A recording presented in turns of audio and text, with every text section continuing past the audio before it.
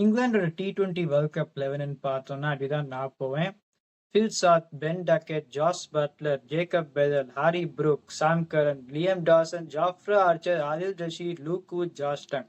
ஒரு அளவுக்கு இந்த டீம் பார்க்கறதுக்கு நல்லா இருக்கு. இப்ப பேட்டிங் பேக்கப்ஸ்ன்னு பார்த்தோம்னா எனக்கு பொறுத்த வரைக்கும் டாம் பேண்டன் வந்து ஓப்பனிங் தான் இருக்கிறதுலே அவருக்கு எடுப்படும். ஆனா ஒரு டாப் 3 பேக்கப்பும் வச்சுக்கலாம்.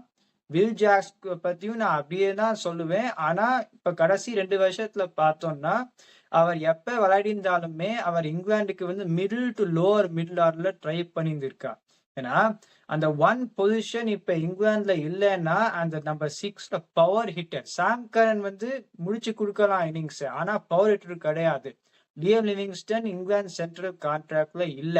ஸோ அந்த கடைசி 5 ஓவர்ல எனக்கு பொறுத்த வரைக்கும் ஒரு set batsman from the top 5 கடைசி வரைக்கும் எடுத்துன்னு போய் அப்புறம் சாம் கரன், லியம் டாசன் இவாள்லாம் இன்னொரு எண்ட்ல வந்து ஒரு சப்போர்ட் ரோல் பண்ணானா அந்த மாதிரி அந்த கடைசி 5 ஓவர்ல சமாளிக்கலாம். ஏன்னா அந்த நம்பர் 6 பவர் ஹிட்டர் அவருக்கு இல்லை. பவுலிங்னு பார்த்தோம்னா 2 நன்னா போடுற ஸ்பின்னர் இருக்கா. ஆதில் ரஷீத் வந்து ஆர்த்தி போடுவர், ஃபுல்லர் லெங்ஸ், ஃபிளைட்டட் டெலிவரிஸ், விக்கெட் இருக்கிறதுக்காக. லியம் டாசன் வந்து ஒரு containing left arm spinner.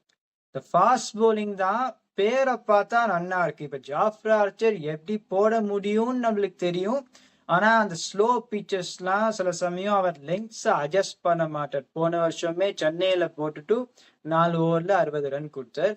Look would new பால நன்னா போடுவார். எனக்கு பொறுத்த வரைக்கும் கடைசியில போடுறதுக்கு அவருக்கு எடுப்படாது.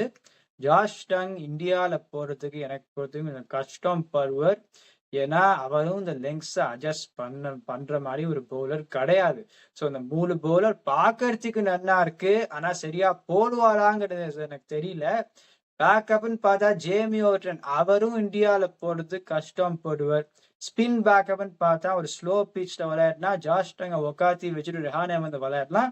இல்லைனா வில் ஜாக்ஸும் ஆஃப் ஸ்பின் போடுவார். Can be a better batsman பார்த்தா வில் ஜாக்ஸ் விளையாடலாம். although it will be also out of position for Will Jacks. So எனக்கு பொறுத்த வரைக்கும் இந்த டீம் வந்து செமிஃபைனல் வரைக்கும் போகும். ஃபாஸ்ட் பவுலர் வந்து இந்தியாவுக்கு தகுந்த மாதிரி லெங்க்ஸ் அட்ஜஸ்ட் பண்ணுவாராங்கிறது எனக்கு தெரியல.